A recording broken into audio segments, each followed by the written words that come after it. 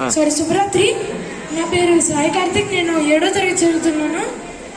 ఈరోజు నేను అల్లూరి సీతారామరాజు వేషం అయితే ఇవ్వబోతున్నాను. ఏంటి రూథర్ఫర్డ్? రవి అస్తమించిన బ్రిటిష్ సామ్రాజ్యమా? ఢిల్లీ పాఠశాల ముందు వంగి వంగి సలాం కొట్టినప్పుడు ఎక్కడుంది మీ బ్రిటిష్ సామ్రాజ్యం?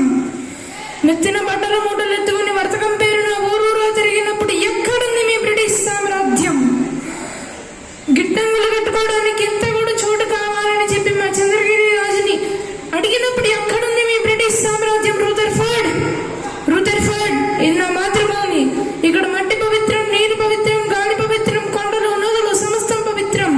ఈ జన్మకే కాదు 1000 జన్మలకైనా ఈ మాతృభూమిలోనే పడతాను. నా ప్రజల కోసం నేను పాట పాడతాను.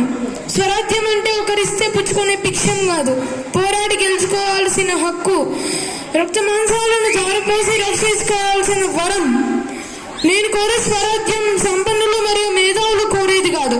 అట్టడుగునున్న మనిషి కూడా స్వేచ్ఛావాయువును పీల్చే స్వరాజ్యం. ఎక్కడైతే భయానికి సావు లేదో, ఎక్కడైతే ఒక మనిషి తలెత్తుకుని తిరగలడో, ఎక్కడైతే ఒకరి కష్టాన్ని మరొకరు దోసరో అటువంటి స్వరాజ్యాన్ని నేను కోరుతున్నాను. ఎక్కడైతే ద్వేషాసూయకి అద్వైతంగా ఉంటారో అటువంటి రామరాజ్యాన్ని కోరుతున్నాను. ఎండకు ఎండుతూ వానకు తడుస్తూ రేంపగళ్ళు శ్రమించిన ఒక్క అరపూట అన్నానికి నోచుకోలేని నిర్భాగ్యులు నా ప్రజలు.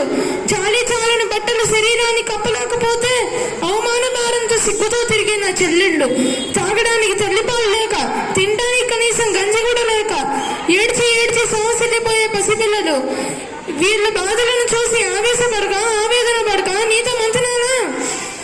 ఇది నా మీ దుష్టరాజ్యం నా జాతిని సర్వనాశనం చేసింది. రూథర్ఫర్డ్, కన్నీటి ప్రవాహాలు కరిగిన ఈ గుండె కరడు కట్టింది. మీ పాలనపై పగబట్టింది. రిగిసే అగ్నిజ్వాల చలనారదు. నీ అధికారం అంతమయ్యేంత వరకు, బ్రిటిష్ సామ్రాజ్యపు ఆఖరి తలప్రాణి గడ్డ వదిలి పాడిపోయేంత వరకు నిప్పుటేరులే, రక్తపు వర్షాలే, జీవన మరణ పోరాటమే. ఒక్క సీతారామరాజు చనిపోతే లక్షలాది మంది సీతారామరాజులు ఉద్భవిస్తారు. ఒక్కొక్క